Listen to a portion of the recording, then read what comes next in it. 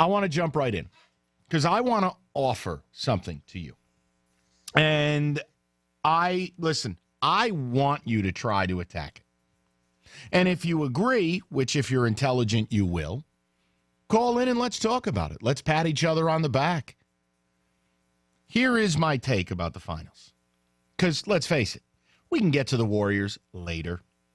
We can get to how bad LeBron sounded in the postgame later. We can get into the smaller issues of Kevin Durant's mother pulling a wrestling move and grabbing him by the goatee as if he was 11 years old. We can get to it later. What everybody wants to talk about is legacy. And they want to talk about LeBron, and they want to talk about KD.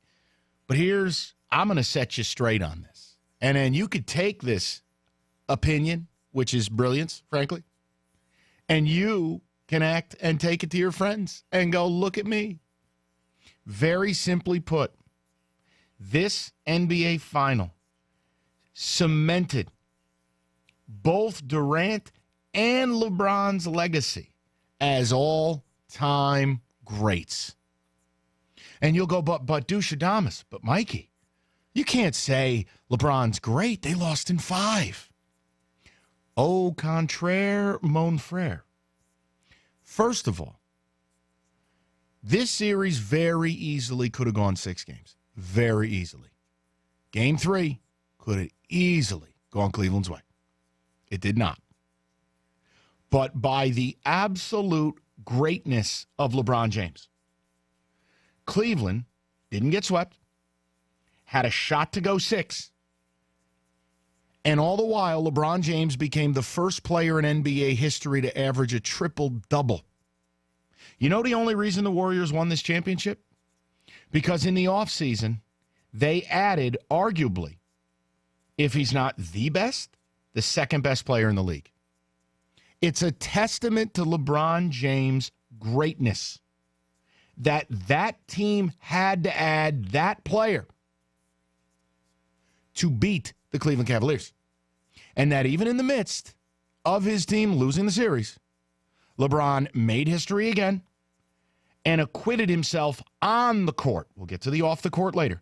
On the court, acquitted himself to where I believed before the series started, and I believe it today, LeBron is beyond reproach regarding performance.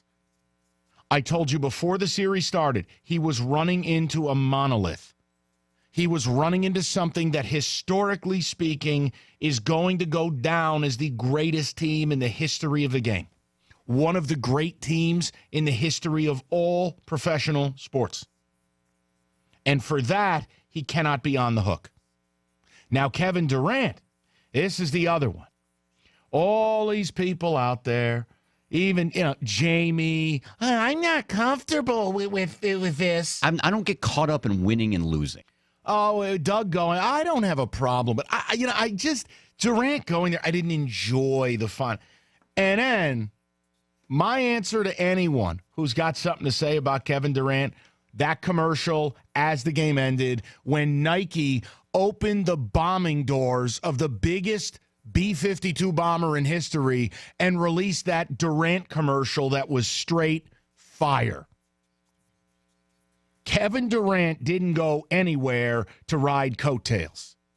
Kevin Durant went to Golden State, and in this year and these finals, took that team away from Steph Curry, played one of the great NBA finals in history, put up at least 30 in 5 straight games, first guy since Shaq in 2000 to do it, grabbing 8.5 rebounds, dishing out 5.5 assists, blocking 2 shots a game, hitting a game-winning shot in LeBron's eyeballs, and answering the bell every bleeping step of the way to close the game out. He did it while shooting 55% from the field and 47% from 3.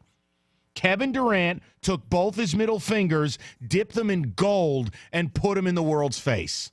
Kevin Durant is now in the discussion as a top 10 all-time player. I don't want to hear any of the weak BS. But he had so much help. Great players have been trying to surround themselves with great players since the dawn of time. Durant was smart enough to do it, and the Warriors were good enough to have it happen. And he didn't go there and coast. You want to start throwing some shade? Throw it at Clay. Throw it at Day-Day. I'm not sure either one of those guys really played in the finals. But Steph and KD put it on LeBron. And it took all of that to make it look the way it did. So here's what I'm offering to you. A rare case where the winner and the loser both cemented their legacy in the right way. That LeBron cemented it because of how good the Warriors had to beat him, because how good he played, because of how historically significant this Warriors team is in basketball history, in the pantheon of champions. And Kevin Durant, all the naysayers, go back in your hole. Bunch of gutter balls. If you're dogging Durant, you're a loser. Kevin Durant went there and put on a show. He may as well have pulled his pants down and done the Macarena at midcourt.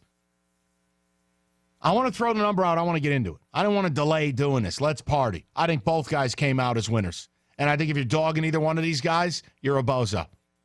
But you're my bozos. 248-539-9797. Hey, water's warm, kids. Water's warm. David's here. Roberto hasn't had to go to the bathroom again. We're ready to rock and roll. 248-539-9797. Your ticket text 97136. And oh, by the way, props to Sully. He's manning up today.